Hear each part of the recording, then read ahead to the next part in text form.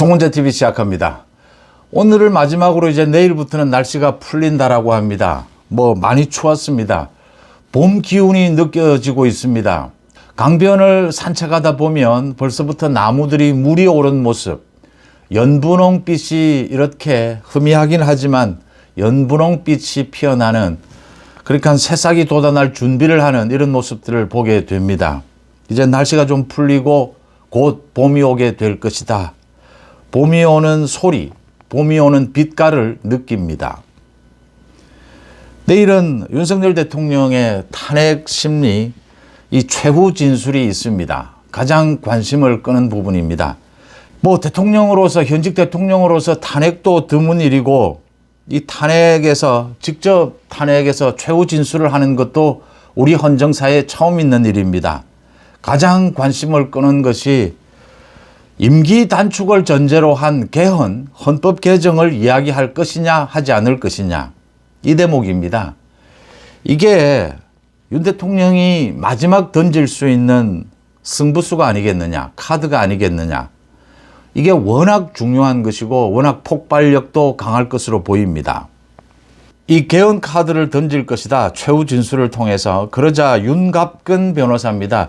윤 대통령의 변호인단 좌장 노릇을 하고 있습니다. 윤갑근 변호사가 그런 일은 없다, 그건 누구의 추측이다, 윤 대통령은 뭘 조건으로 해서 이렇게 탄핵 심리에 임하지 않는다, 이렇게 부인을 했습니다. 그런데 참 이례적인 것입니다. 부인하지 않고 그냥 있는 것이 가장 큰 일은 부인일 수도 있는데, 변호인단이, 윤 대통령이 직접 하지도 않고 변호인단이 이렇게 부인한 것도 여러 가지 뜻을 담고 있다. 지금 정치권에서 특히 여당 쪽에서 또 변호인단도 여러 명이기 때문에 변호인 가운데서도 윤 대통령이 이 개헌 카드를 던질 가능성이 높다라는 이야기를 계속하고 있습니다. 윤 대통령도 마지막까지 고심하고 있는 것으로 보입니다. 이게 윤갑근 변호사가 이야기한 탄핵을 면하기 위해 조건부로 무엇을 하겠다라는 것은 윤 대통령의 방식이 아니다, 이렇게 이야기했는데, 이건 사실상 내용을 들여다보면 조건부도 아닙니다. 조건으로 걸 수도 없습니다. 이 탄핵 심판은 뭘 조건으로 해서 기각하고 인용하고 이렇게 할 수도 없습니다. 그래서 윤 대통령의 구상을 밝히는, 지금 우리 전국에서 우리나라에 가장 필요한 것이 무엇이냐, 가장 숙제가 무엇이냐, 그 부분을 어떻게 풀자라고 하는 윤 대통령의 구상을 밝히는, 이게 윤 대통령의 탄핵에 대한 인용이냐 기각이냐, 이걸 결정하는데 말 그대로 결정적인 요인이 되지 않겠느냐, 폭발력이 어마어마하지 않겠느냐, 이렇게 예상이 됩니다. 결론적으로 윤 대통령이 이 카드를 던져야 합니다. 내일 최후 진술에서 이 임기 단축 개헌, 이 카드를 던지는 것이 윤 대통령의 마지막 승부수 또는 마지막 카드가 될 것이다. 이걸 던지게 된다면 윤 대통령의 탄핵, 이 부분이 기각될 가능성이 매우 높아진다라는 것을 예상해 볼 수가 있습니다. 윤 대통령에 대한 탄핵 심판, 여러 가지 이야기가 나옵니다. 그러니까 이게 메모가 가짜다, 조작이 된 것이다, 또 진술이 모두 엇갈리고 있습니다. 헌법재판소에서 부당한, 이 불공정한 것을 넘어서 불법을 저지른 일도 여러 가지가 드러났습니다. 헌법재판소와 함께 공수처가, 오동훈입니다. 공수처가 또 불법으로 윤 대통령을 감금하고 있는 이런 내용도 드러났습니다. 검찰에서 오늘 이 공수처, 오동훈 공수처장에 대해서는 수사에 착수했습니다. 헌법재판소장 권한대행인 이 문영배와 오동훈이 이재명의 집권을 돕기 위해서 이렇게 불공정, 불법을 저지르고 있는 것이 아니냐라는 의혹으로 국민들은 엄청난 분노를 터뜨리고 있습니다. 이건 불공정하다. 불공정한 재판은 승복할 수가 없습니다. 이제 윤 대통령의 이 계엄, 민주당 이재명에 의한 이 국정 마비, 예산안을 마음대로 삭감을 하고 우리 헌정사에 처음 있는 일입니다. 그 다음 줄 탄핵이었습니다. 이런 국회 독재에 대해서 대통령으로서 할 수 있는 것이 계엄밖에는 남지 않았다. 그래서 불가피하게 경고용 계엄을 했다라는 주장을 하게 될 겁니다. 또 그 이후에 이 탄핵 심리에 대해서 이게 여러 가지로 논란을 일으킬 수밖에 없었고, 또 하나는 뭐 사과를 하게 될 겁니다. 전반적으로 이 계엄으로 인한 혼란, 피해 부분 국민들에게 사과를 하게 될 테고, 이 계엄으로 인해서 군경 그 지휘관들 이 고통을 받고 있는 부분에 대해서도 사과를 하게 될 겁니다. 가장 중요한 것은 미래 비전입니다. 윤 대통령이 대통령 직무에 복귀했을 경우에 이제 또다시 이런 혼란의 우려는 없다. 윤 대통령이 다시 복귀해야 되는 이유, 국정 안정, 가장 큰 것이 지금 미국은 트럼프 정부가 들어섰습니다. 우리는 지금 트럼프 대통령과 만나지도 못하고 있습니다. 윤석열 정부 지난 3년 가까이 2년 6개월 넘게는 적어도 외교 부분에 있어서는 탁월한 성과를 거두었습니다. 미국과 일본 이 협력 관계를 구축한 것이라든지 이런 것을 바탕으로 해서 윤 대통령이 이 직무에 복귀해서 지금 미국의 트럼프 정부와 이제 대응을 하면서 빨리 이런 외교적인 문제, 국방의 문제 이런 것들을 빨리 수습할 필요가 있다. 지금 헌법재판소의 이 탄핵 심판 결과가 어떨 것이냐를 짐작하는 데 있어서 가장 중요한 것은 헌법재판관들의 태도입니다. 윤 대통령에 대한 탄핵 심판을 쳐다보고 진행해온 태도입니다. 4대 4입니다. 지난 3개월 동안 모든 것이 4대 4로 딱 갈렸습니다. 마흔역 임명 부분에서도 그랬고, 이 윤 대통령의 각종 이 재판 진행에 대한 불만 사안에 대해서 어떻게 대응하느냐도 딱 갈렸습니다. 4대 4였습니다. 모든 부분에 있어서.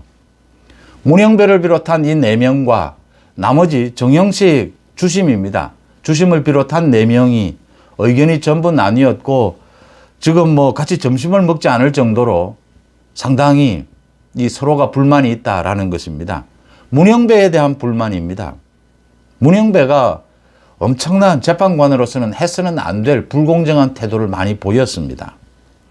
이렇게 4대 4로 나뉘어 있을 경우에 이제 내일 최후 진술이 있고 나면 다음 달 초쯤에 1차로 재판관 회의가 열리게 될 겁니다.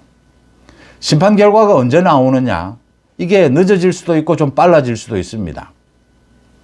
이게 인용이냐 기각이냐 빨리 재판관 회의에서 결정이 되면 뭐 전체 이 만장일치다라는 걸로 만들려고 할 겁니다. 빨리 결정이 되면 어느 쪽이든 빨리 선고가 내려질 겁니다. 그런데 결정이 되지 않으면 문영배는 버티려고 할 겁니다. 또 2차 회의를 열고 또 마흔역을 임명하는 방법, 이 카드도 주무르게 되고 여러 가지 지금까지 문영배가 한 태도를 본다면 어떻게 해서든지 이 탄핵 인용을 하기 위해서 발부둥을 치게 될 겁니다. 그러면 시간은 더 늦어질 것이다. 문영배와 정영식 주심, 문영배는 재판장이고 정영식은 주심입니다. 의견이 엇갈릴 것이다 라고 보입니다. 여기에서 이 4명의 정영식 주심을 비롯한 이 4명의 합리적인 재판관들이 이 윤 대통령에 대한 탄핵은 기각해야 한다. 왜 기각해야 하느냐? 이 계엄으로 인한 여러 가지 진술들이 엇갈리고 있고 불법이 저질러졌다. 재판 진행 과정에서. 거기에 더해서 가장 중요한 겁니다. 윤 대통령이 지금 직무에 복귀해야 되는 이유가 나와야 합니다. 지금은 조기 대선을 할 때가 아니다. 지금은 윤 대통령이 직무에 복귀해서 이 외교 국방 부분, 경제 부분, 국정 안정을 꾀하고 여기에다가 윤 대통령이 헌법 개정입니다. 개헌, 헌법 개정을 추진하게 된다면 20년에 걸쳐서 우리 헌정사회, 우리 정치사의 가장 큰 숙제였습니다.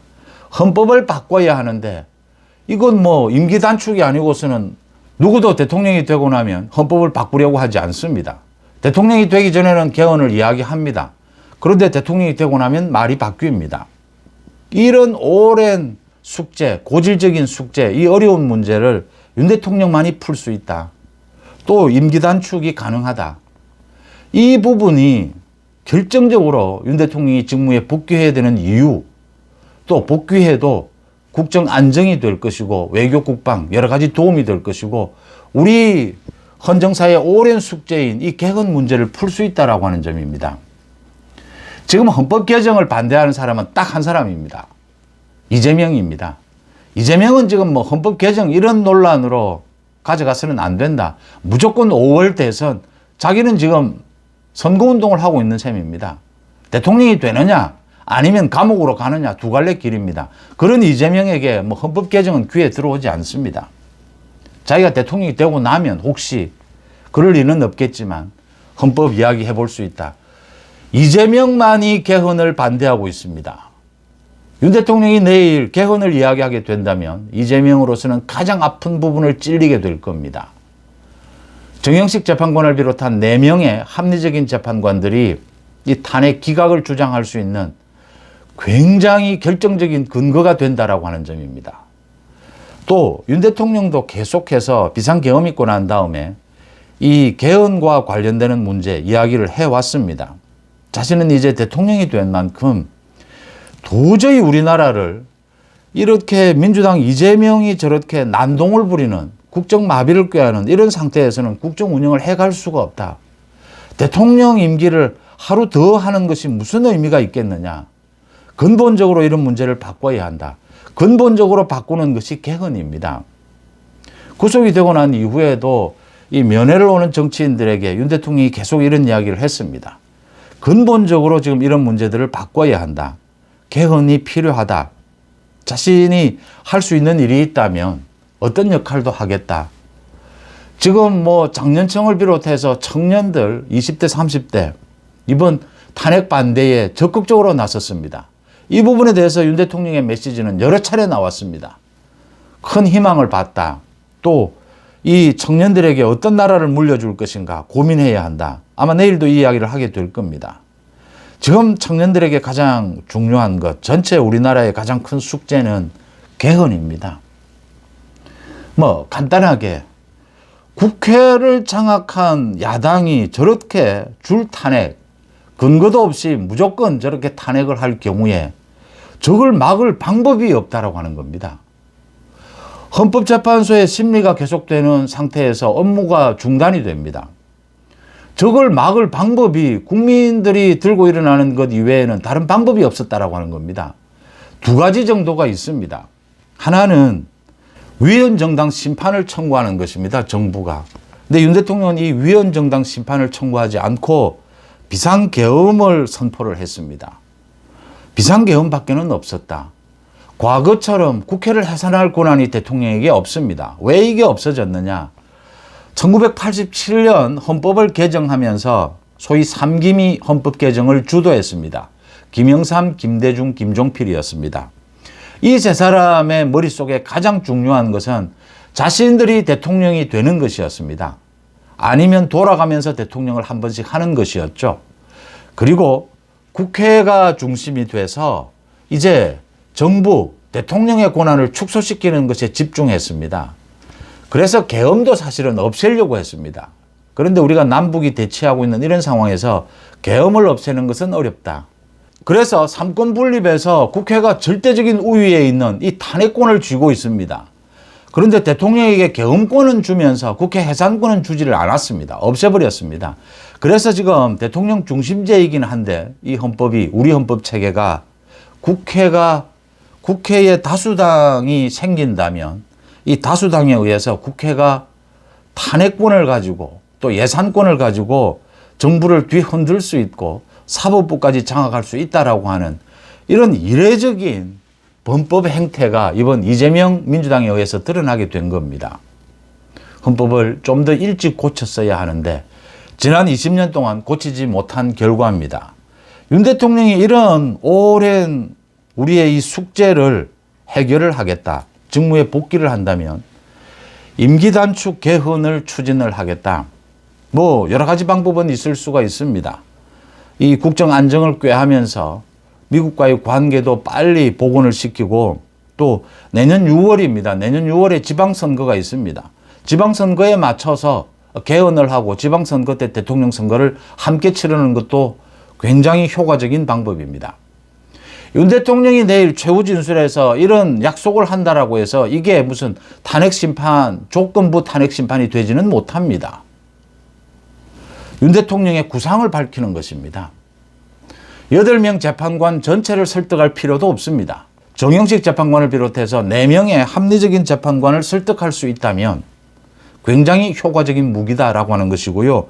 윤 대통령이 지금까지 계엄을 할 수밖에 없었던 이유도 이런 식의 국정농단, 국회 독재에 의한 민주당의 국정농단으로는 앞으로 국정 운영을 해갈 수가 없다.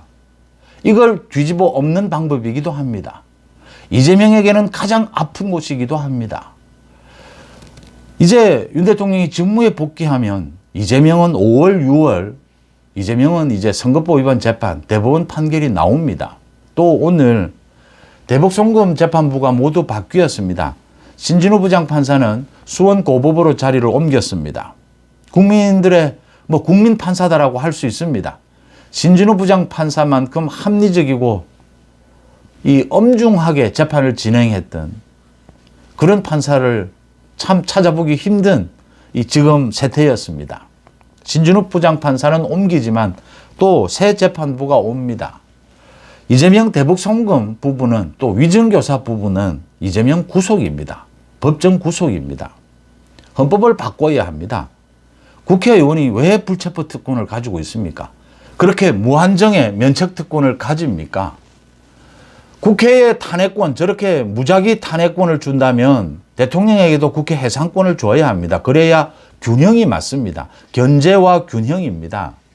이런 부분들 헌법 개정을 이야기하는 것이 조건부가 되지도 않고 윤 대통령의 이제 국정 운영 비전을 이야기하는 것이고, 이렇게 한다면 적어도 4명의 재판관들은 윤 대통령에 대한 이 비상계엄이 있었지만 이 비상계엄과 관련되는 이게 국회를 완전 장악하려고 한 것이었느냐, 정치인을 체포하려고 한 것이었느냐, 포고령이 좀 문제가 있긴 하지만 지금은 윤 대통령이 직무에 복귀해서 이런 부분들을 정리하고 개헌, 헌법 개정까지 문제를 정리하고 다음 정권으로 넘긴다면 이건 윤 대통령에 대한 탄핵을 기각하는 아주 중요한 근거가 될 수 있다라고 하는 점입니다. 그래야 윤 대통령이 이 민주당의 입법 독재에 대해서 비상계엄을 선포한 그 이유로 이야기를 했던 국정 정상화, 국정 안정을 위해서 정말 극단적인 조치가 필요하다. 이 비상계엄이 실패했기 때문에 개헌을 통해서 윤 대통령이 마지막으로 우리 이 국정 안정을 꾀하고 그리고 이제 다음 정권 대통령 선거로 가게 되는, 그때는 이제 이재명은 구속되어 있을 것이다라고 하는 점입니다. 이재명과 민주당 일부가 정치권에서 사라지게 되고 힘이 빠지게 되면 국정 정상화를 할 수 있을 것이다. 윤 대통령의 어떤 소임, 윤 대통령이 가장 강조하는 대통령직을 하루 이틀 더 하는 것이 무슨 의미가 있느냐, 이런 상태에서 국정 발전을 위해서, 나라 발전, 국정 안정을 위해서 좀 극단적인 이런 선택이라도 해야 한다라고 이야기해왔던 윤 대통령의 이 말에 논리의 일관성도 생기는 것입니다. 당연히 헌법재판소의 이 탄핵 심리에서 윤 대통령이 직무에 복귀해야 되는 가장 큰 이유가 되는 셈이기도 합니다. 만약 5월에 장미 대선이 있고 5월에 어느 대통령이 또 생긴다면 이 헌법 개정은 또 물 건너 갑니다. 지금 또 몇몇 후보가 김동연을 비롯해서 오세훈도 그런 이야기를 하는데 3년으로 임기를 단축하고 개헌을 하는 이런 방안을 이야기를 합니다. 그런데 대통령 당선되고 나면 말이 또 바뀝니다. 이 헌법 개정이라고 하는 이 엄청난 문제를 놓고 이걸 풀 수 있는 거의 마지막 기회가 아니냐, 거의 유일한 사람이 윤 대통령 아니냐. 윤 대통령이 내년 6월이 적정합니다. 내년 6월 지방선거 때 대통령 선거를 같이 치른다. 그 전에 국민투표를 붙여야 합니다. 국회를 통과해야 하고 국민투표를 붙여야 합니다. 이 개헌 문제는 헌법 개정을 마무리하겠다 라고 하는 것이 폭발력이 어마어마할 것이다라고 보입니다. 당장 탄핵을 기각시키는데도 결정적인 요인이 될 것이다, 이렇게 판단이 됩니다. 이건 윤 대통령이 무슨 조건부 탄핵 심판을 의도하는 것도 아니고 윤 대통령이 미래를 향한, 직무에 복귀를 하면 미래를 향한 비전을 제시하는 것이다. 지금 대부분의 국민도 헌법 개정은 찬성을 합니다. 반대하는 유일한 사람이 이재명입니다. 자신이 이 헌법 개정 이야기가 나오면 지금 자신이 집권하는 것이 흐려질까? 이게 지금 일정대로 가지 못할까? 이 조급함에서 헌법 개정까지 반대를 하고 있습니다. 이재명의 의표도 찌르고 합리적인 헌법재판소의 재판관들의 호응을 받을 수 있는 거의 유일하면서도 결정적인 카드가 될 것이다. 이렇게 예상이 됩니다. 내일 윤 대통령의 최후 진술 여러 가지로 기대가 되는 대목들입니다. 송은재TV 마칩니다. 고맙습니다.